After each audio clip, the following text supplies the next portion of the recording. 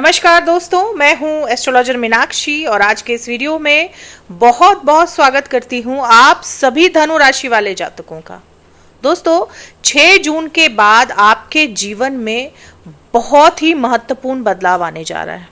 इसकी वजह यह है दोस्तों कि आपके 10वें भाव के कारक यानी बुध देव का गोचर होगा 6 जून को। 10वें भाव के कारक होकर बुध देव आपकी राशि में आपके नौकरी व्यापार का कार्यभार संभालते हैं, यानी कि आपके नौकरी और व्यापार की स्थिति कैसी रहेगी इसका जिम्मा बुध को मिला है धनु राशि में।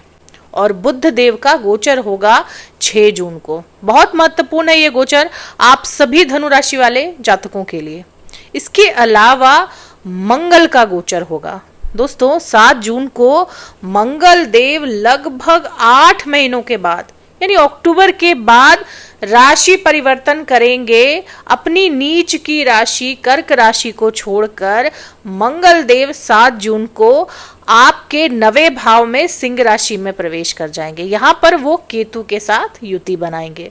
ये दोनों ही गोचर बहुत ज्यादा महत्वपूर्ण है धनु राशि वाले लोगों के लिए। आपकी राशि के स्वामी हैं बृहस्पति देव, जो कि अभी आपके 7वें भाव में विराजमान है। 14 मई को ही बृहस्पति देव का गोचर हुआ था और 14 मई को बृहस्पति देव आपके 7वें भाव में प्रवेश कर चुके हैं।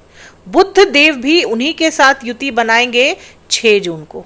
जैसे ही बुध का गोचर होगा, बुध वृषभ राशि से निकलकर मिथुन राशि में चले जाएंगे और यहाँ पर वो युति बनाएंगे बृहस्पति देव के साथ आपके 7वें भाव में। बहुत महत्वपूर्ण होता है 7वां भाव दोस्तों, क्योंकि 7वां भाव आपके पार्टनरशिप के बिजनेस का होता है, आपके वैवाहिक जीवन का होता है, आपके डेली वेजेस का, डेली इनकम का होता है और आपके पब्लिक अपीयरेंस का भी होता है। यानी कि लोग आपको किस तरह से देखते हैं, समाज आपको किस तरह से आंकता है, इसका भी भाव होता है 7वां भाव। तो 7वें भाव में जब आपके 10वें भाव के स्वामी जाएंगे तो ये गोचर काफी महत्वपूर्ण रहेगा। आपकी प्रतिष्ठा अब आपकी नौकरी से बढ़ेगी। आप जहां भी काम करते हैं वहां कुछ ऐसा अचीव कर सकते हैं जिस वजह से समाज में आपकी प्रतिष्ठा बढ़ जाएगी। यानी हो सकता है कि आपको प्रमोशन मिल जाए, आपको तरक्की मिल जाए, कोई बड़ा पोस्ट मिल जाए।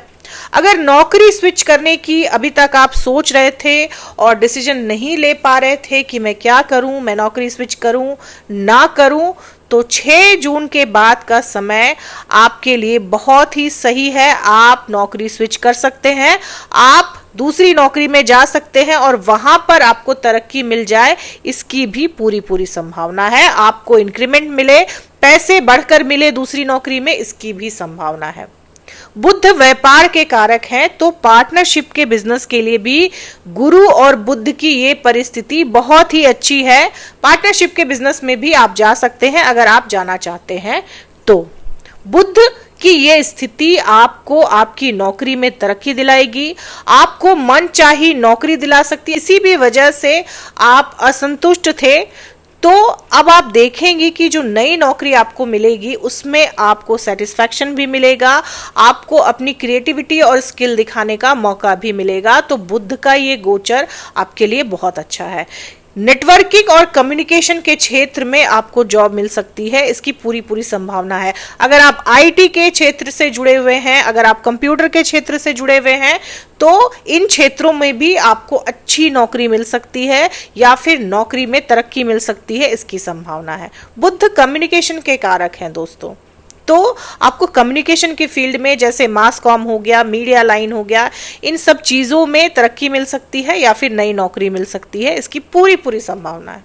तो बुध का ये गोचर आपकी नौकरी के लिए बहुत ही अच्छा रहने वाला है।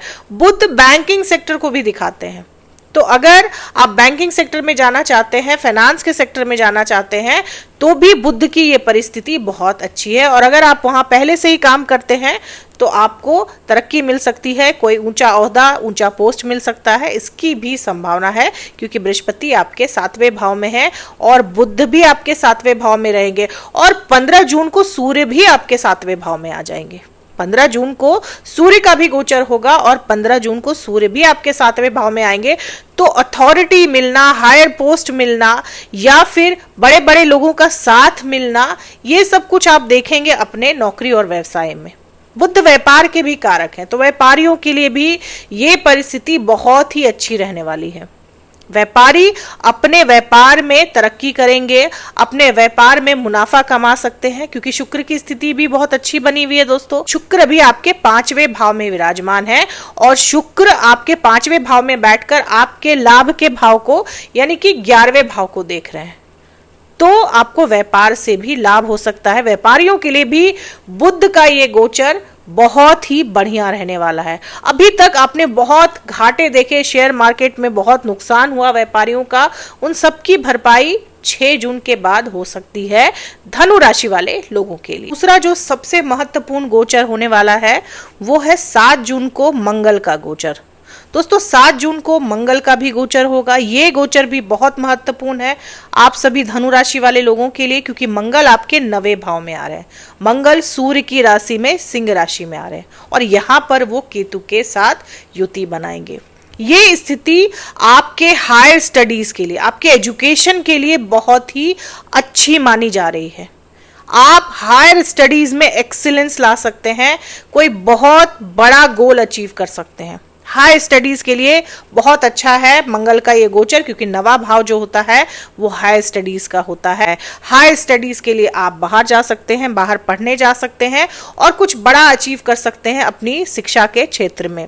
मंगल यहाँ पर केतु के साथ है, तो धर्म कर्म के कामों में भी आपका खूब मन लगेगा। मंगल जो है वो पराक्रम को दर्शाते हैं, कर्मों को दर्शाते हैं। तो जब मंगल आपके 9वें भाव में केतु के साथ रहेंगे सूर्य की राशि में, तो आप धार्मिक कार्यों में भी बहुत बढ़ चढ़कर हिस्सा लेंगे। धर्म के प्रति आपका झुकाव जो है वो बढ़ जाएगा, क्योंकि यहाँ पर केतु भी हैं। केतु धर्म की पराकाष्ठा है। मंगल केतु की इस युति से आप नई नई जगह देख सकते हैं, नई नई जगह घूम सकते हैं, ट्रैवल कर सकते हैं। ट्रैवलिंग का बहुत शौक रह सकता है आपको और आप नई नई जगहों को ट्रैवल भी करेंगे, क्योंकि 9वां भाव जो होता है वो यात्रा का होता है। तो आप यात्राओं के शौकीन हो सकते हैं, नई नई जगहों को देखने की, नई नई जगहों को ट्रैवल करने की, यात्रा करने की आपकी इच्छा बढ़ सकती है और आप ऐसा कर भी सकते हैं। मंगल केतु की युति के कुछ नुकसान भी होंगे दोस्तों, क्योंकि मंगल आपके 9वें भाव में सूर्य की राशि में है और केतु के साथ है, तो आपके पिता से आपके डिस्प्यूट रह सकते हैं, पिता से मिसअंडरस्टैंडिंग रह सकती है, किसी बात को लेकर मनमुटाव रह सकता है, मतभेद रह सकता है, इसकी पूरी संभावना है। ये एक नेगेटिव रिजल्ट मंगल और केतु आपके 9वें भाव में बैठकर दे सकते हैं। दोस्तों राहु आपके 3रे भाव में है और मंगल की दृष्टि पड़ेगी राहु पर, तो आपके करीबियों से आपके झगड़े हो सकते हैं। ये भी एक और नुकसान है मंगल के इस गोचर का, क्योंकि 3रा भाव आपके पड़ोसियों का होता है, आपके दोस्तों का होता है, आपके छोटे भाई बहनों का होता है, तो इन सब से मतभेद रह सकते हैं, डिस्प्यूट रह सकते हैं आपके। जैसे ही मंगल आपके 9वें भाव में आएंगे, आपके झगड़े छोटे मोटे डिस्प्यूट हो सकते हैं अपने दोस्तों से, अपने करीबियों से। अब क्योंकि राहु पे मंगल की दृष्टि है, तो कहीं ना कहीं कुछ समय के लिए आप थोड़ा अकेलापन महसूस कर सकते हैं। आपको ऐसा लग सकता है कि कोई भी मेरे साथ नहीं है, मैं अकेला रहना चाहता हूँ, अकेले ही चल सकता हूँ, मुझे किसी की जरूरत नहीं है, क्योंकि राहु है और उन पर मंगल की दृष्टि पड़ रही है। तो थोड़े समय के लिए आप लोगों से कट सकते हैं, ऐसी परिस्थिति भी बन सकती है। दोस्तों इस महीने आपका फोकस आपकी मैरिड लाइफ पर बहुत ज्यादा रह सकता है, क्योंकि आपके पहले ही भाव के कारक आपके 7वें भाव में है। इसके अलावा आपके 10वें भाव के कारक भी आपके 7वें भाव में रहेंगे और आपके भाग्य भाव के स्वामी भी आपके 7वें भाव में रहेंगे 15 जून से।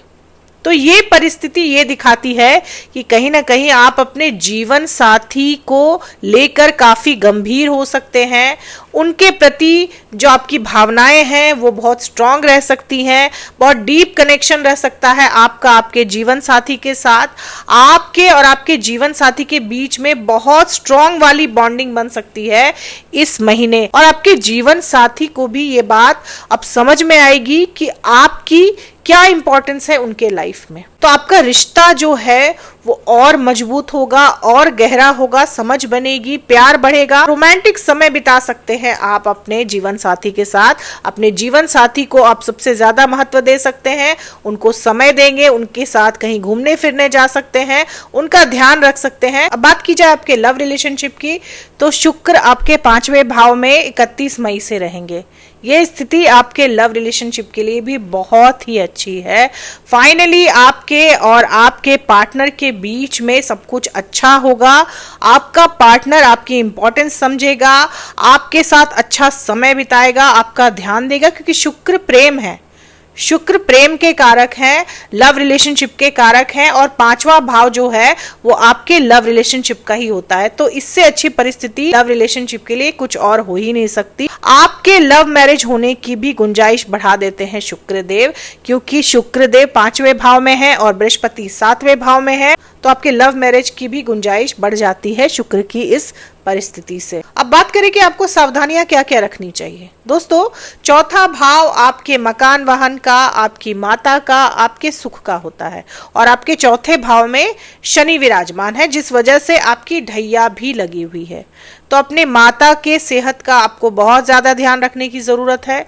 इसके अलावा अगर आप मकान खरीद रहे हैं या प्रॉपर्टी ले रहे हैं, तो आपको बहुत सोच समझकर, बहुत जांच पड़ताल करने के बाद ही प्रॉपर्टी में निवेश करना चाहिए, नहीं तो आपके साथ धोखा हो सकता है। पैतृक संपत्ति को लेकर किसी बात का डिस्प्यूट रह सकता है, झगड़ा रह सकता है आपके परिवार में, आपके भाइयों से मतभेद रह सकते हैं पैतृक संपत्ति को लेकर। अब जानते हैं कि उपाय आप क्या कर सकते हैं। दोस्तों, शनि आपके 4थे भाव में है, तो उपाय भी आपको शनि का ही करना चाहिए। शनि के उपाय के तौर पर आप शनिवार के दिन शमी जी के पौधे के नीचे सरसों के तेल का दीपक जरूर जलाएं। इसके अलावा आप शनिवार के दिन काले कपड़ों का दान करें, इससे भी शनि का प्रकोप जो है वो आपके जीवन में कम हो जाता है, और आपके जीवन में आने वाली समस्याएं जो हैं वो दूर होती हैं। तो दोस्तों, धनु राशि वाले लोगों के लिए ये थी मेरी एनालिसिस। उम्मीद करती हूँ कि वीडियो से आप लोगों को काफ़ी मदद मिली होगी। अगर वीडियो से हेल्प मिली हो तो चैनल को सब्सक्राइब करना ना भूलें। तब तक के लिए जय माता दी, जय श्री राम।